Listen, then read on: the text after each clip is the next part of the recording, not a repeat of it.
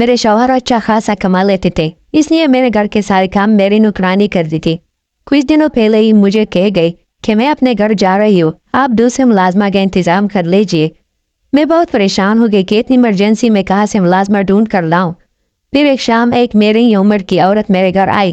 شکل سے وہ کافی پیاری لگ رہی تھی اور کہنے لگی، مجھے کام پر رکھ لے، مجھے بس 2 وقت کی روٹی چاہیے اور رہنے کے لیے کوارٹر، میں اور کچھ نہیں مانگوں گی۔ مجھے اور کیا چاہیے تھا؟ میں نے فوراً اسے کام پر رکھ لیا۔ اس نے سارے گھر کا کام بڑا ہی اچھے سے سنبھال لیا۔ وہ بہت نیک تھی، میرے شوہر کے سامنے بھی نہ آئی، اگر آتی بھی تو گھونگھٹ ڈال لیتی۔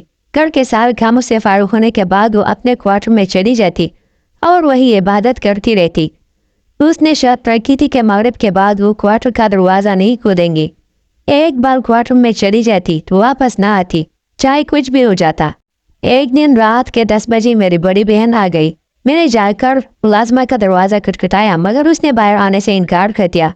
اس وقت میرے شوہر بھی گھر نہیں آئے تھے کہ میں باہر سے ہی کھانا منگوا لیتی۔ مجبورا مجھے بہن کے لیے خود ہی کھانا پکانا پڑا۔ مجھے ملازمہ پر غصہ تو کافی زیادہ تھا مگر میں نے اسے کچھ نہ کہا کیونکہ اس نے ایک بار بھی تنخواہ نہیں مانگی تھی۔ صفائی کرنا نصف ایمان ہے، مجھے ثواب ملتا ہے، اس لیے پیسے نہیں لوں گی۔ اب میں نئی ملازمہ کو ہاتھوں سے کیسے گوا سکتی تھی؟ جو کام کرتی رہے، بس مجھے اس کی حرکتیں کچھ مشکوک لگتی ہے۔ پیسے بھی نہ لے اور مفت میں نہیں تھی۔ اس کا سر شام ہی اپنے کوارٹر میں بند ہو جانا میری سمجھ سے باہر تھا۔ کبھی مجھے لگتا کہ وہ بہت عبادت گزار ہے، اس لیے کمرے میں عبادت ہی کرتی رہتی ہے، مگر کبھی مجھے یہ سب ڈھونگ لگا۔ میں نے سوچ رکھا تھا کہ کسی دن اس رات سے پردہ ہٹا کر ہی رہوں گی۔ کیا پھر کمرے میں بند ہو کر عبادت ہی کرتی ہے یا کچھ اور کرتی ہے؟ ایک دن میری چیمہ کی بیٹی کو بخار ہو گیا۔ وہ ڈاکٹر بدلے مگر آرام نہیں آیا۔ میری سہیلی نے کہا کہ کسی ایک انسان سے دم کروا لو، کیا پتہ ٹھیک ہو جائے۔ میں کہا کسی نیک انسان کو جانتی تھی سوائے اپنے کام والی کے، اس لیے بچی کو لے کر اس کے کوارٹر میں چلی گئی۔ حسب معمول اس کا دروازہ بند تھا۔ میں نے دروازہ کھٹکھٹایا، اسے بہت آوازیں دی کہ بیٹی کو دم کروانا ہے، دروازہ کھولو، مگر اس بندی نے اپنی قسم نہ توڑی۔ میں مایوس ہو کر واپس چلی آئی۔ اگلے دن جب وہ گھر کی صفائی میں مشغول تھی تو میں چوری چوری اس کے کوارٹر میں چلی گئی۔ میں نے اس کے پورے کمرے کی تلاش لی مگر مجھے کچھ نہ ملا سوائے اس کی شادی کی تصویر کے۔ وہ کافی سال پرانی تصویر تھی جس میں میاں بیوی دونوں نے گھونگھٹ میں چہرے چھپائے ہوئے تھے۔ میں شوہر کچھ دنوں کے لیے کام سے باہر چلے گئے تو میں نے اب اس پر کڑی نظر رکھنی شروع کر دی۔ اس کے کوارٹر سے کسی کے بولنے کی آواز بھی آتی تھی۔ ایک دن میرے بڑے بیٹے نے بتایا کہ اس نے کسی کو ملازمہ کے کمرے میں جاتے ہوئے دیکھا ہے۔ میں نے ملازمہ سے پوچھا تو کہنے لگی، باجی میرے گھر والا کبھی کبھی آ جاتا ہے گاؤں سے ملنے۔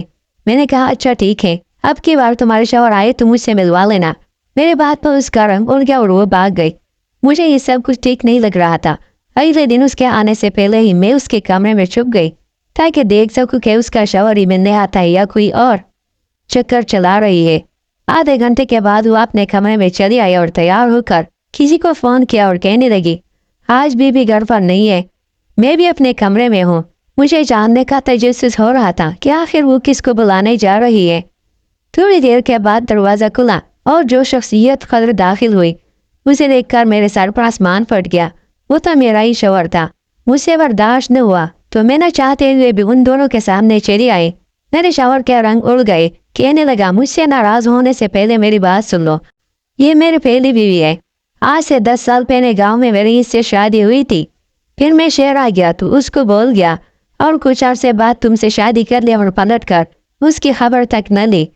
یہ اتنے سال اکیلی رہی مگر اس نے مجھے چھوڑا نہیں۔ اب صرف کچھ دنوں کے لیے آئی ہے کہ مرنے سے پہلے چند دن میرے ساتھ گزارے۔ میں اس کی آخری خواہش کو انکار نہ کر سکا۔ اسے بلڈ کینسر ہو گیا ہے۔ چند دنوں بعد مجھے اطلاع ملی کہ ملازمہ کی وفات ہو گئی۔